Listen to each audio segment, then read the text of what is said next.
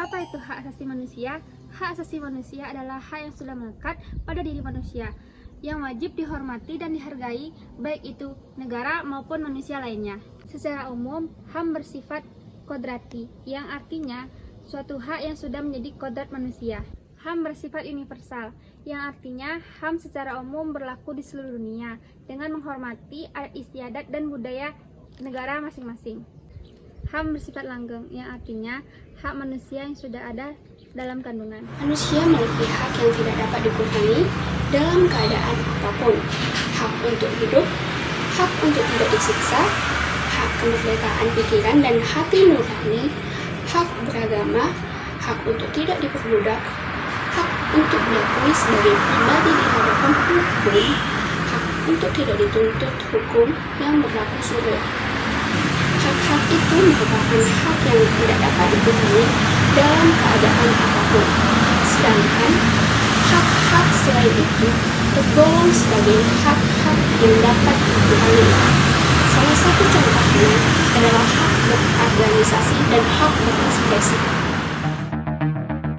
Masalah penegakan HAM selalu beriringan dengan masalah penegakan hukum, di mana hal tersebut menjadi hal krusial yang paling sering dibicarakan oleh masyarakat pada saat ini, yaitu lemahnya penegakan hukum di Indonesia.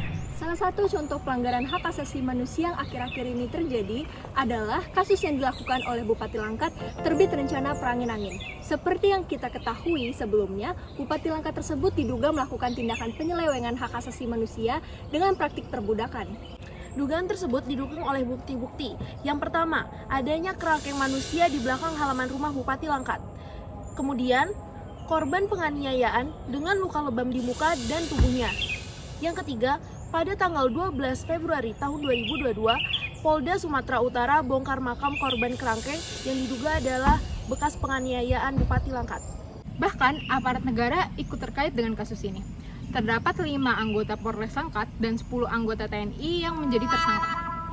Kabid Humas Polda Sumut, Kombes Hadi Wahyudi, mengatakan sudah ada 5 orang personil yang diberikan sanksi, seperti sanksi demosi, kemudian penundaan pangkat, kemudian mutasi, hingga tidak menerima gaji. Namun, bagaimana dengan keadilan orang-orang yang menjadi korban kerangkeng Bupati Langkat?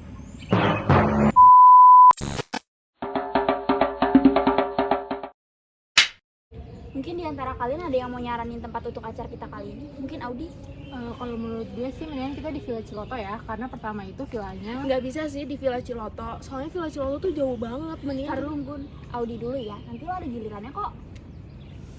Ya baik teman-teman, itu adalah salah satu contoh dari pelanggaran HAM, yaitu memotong pembicaraan orang lain.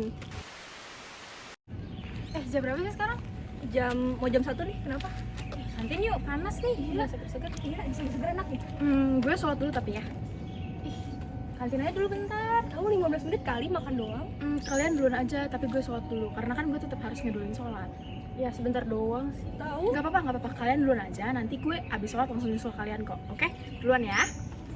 Enggak sih, Makasih, banget. Astrid. Padahal Udah cuma cuma sebentar. Makanya kan cuma 15 menit kok. Berikut adalah salah satu contoh pelanggaran HAM karena melanggar hak seseorang untuk melakukan ibadah. Itu biasa bukan? Hai guys. Halo Kak. Kalian bukannya anggota organisasi KWN ya? Iya Kak. Ikut acara untuk minggu depan? Ikut Kak rencananya. Udah bayar? Bayar apa ya kak? Ya Ya biar buat acaranya lah. kan gratis Kak acaranya. Iya. Mana ada sekarang gratis ya Del? Nggak ada. Tapi kalau kita bayar nanti dananya bakal kemana Kak? Ya buat acaranya lah, nanti kan kalian juga nikmatin juga acaranya. Tapi nggak bisa gitu dong Kak. Iya, Kita harus kita tahu harus dulu. Ya kalian bayar aja dulu, nanti juga anggarannya keluar. Lah nggak bisa gitu dong Kak, kasih tahu penjelasannya dulu dong. Ya bukan urusan kalian lah, emang kalian yang bikin Lah acara. kita kan staff ya Kak. Tadi adalah contoh pelanggaran HAM di mana melanggar hak kemerdekaan pikiran dan hati nurani. Ternyata masih banyak pelanggaran HAM yang terjadi di Indonesia. Bahkan secara sadar ataupun tidak sadar sering kita jumpai dalam kehidupan sehari-hari perlakuan pelanggaran HAM seperti memotong pembicaraan, tidak menghargai pendapat orang, dan bahkan menghendaki kehidupan beragama seseorang. Sebagai warga negara yang baik dan berpancasila, seharusnya kita segera memberantas perilaku pelanggaran HAM. Aku, kamu, ataupun mereka dilahirkan dengan bebas dan setara. Kami pun berhak hidup dengan bebas dan aman.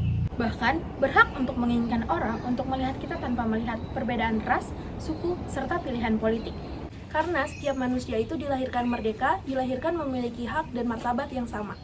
Jadi, stop penindasan dan merampas hak sewenang-wenang. Jangan diam dan tuntaskan kasus pelanggaran HAM.